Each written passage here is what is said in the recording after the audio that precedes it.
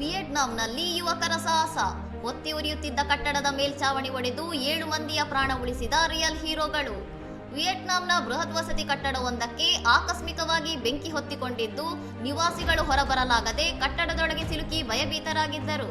ಪ್ರಾಣದ ಹಂಗು ತೊರೆದ 2 ಯುವಕರು ತಕ್ಷಣವೇ ಕಟ್ಟಡದ ತಾರಸಿಯ ಮೇಲೆ ಏರಿ ಸುತ್ತಿಗೆಯ ಸಹಾಯದಿಂದ ಮೇಲ್ಚಾವಣಿಯನ್ನು ಒಡೆಯಲು ಮುಂದಾಗಿದ್ದಾರೆ. ವಿಡಿಯೋದಲ್ಲಿ ಯುವಕರು ಸತತವಾಗಿ ಸುತ್ತಿಗೆಯಿಂದ ಹೊಡೆದು ಚಾವಣಿಗೆ ರಂಧ್ರ ಕೊರೆಯುತ್ತಿರುವುದು ಮತ್ತು ಅದರ ಮೂಲಕ ಸಿಲುಕಿದ್ದವರನ್ನು ಹೊರತೆಗೆಯುತ್ತಿರುವುದು ಸೆರೆಯಾಗಿದೆ. ಧೂಮ ಮತ್ತು ಬೆಂಕಿಯ ಕೆನ್ನಾಲಿಗೆಯ ನಡುವೆಯೂ ಯುವಕರು ತೋರಿದ ಈ ಅದ್ಭುತ ಸಮಯ ಪ್ರಜ್ಞೆಯಿಂದಾಗಿ 7 ಮಂದಿ ಪ್ರಾಣಾಪಾಯದಿಂದ ಪಾರಾಗಿದ್ದಾರೆ. ಈ ಸಾಹಸಮಯ ರಕ್ಷಣಾ ಕಾರ್ಯಾಚರಣೆಯ ವಿಡಿಯೋ ಸಾಮಾಜಿಕ ಜಾಲತಾಣಗಳಲ್ಲಿ ವೈರಲ್ ಆಗಿದ್ದು, ಯುವಕರ ಮಾನವೀಯ ಕಾರ್ಯಕ್ಕೆ ಜಗತ್ತಿನಾದ್ಯಂತ ಭಾರಿ ಮೆಚ್ಚುಗೆ ವ್ಯಕ್ತವಾಗುತ್ತಿದೆ. ಇನ್ನಷ್ಟು ಸುದ್ದಿಗಳಿಗಾಗಿ ನೋಡ್ತಾ ಇರಿ ಸೌರಂ ಟಿವಿ.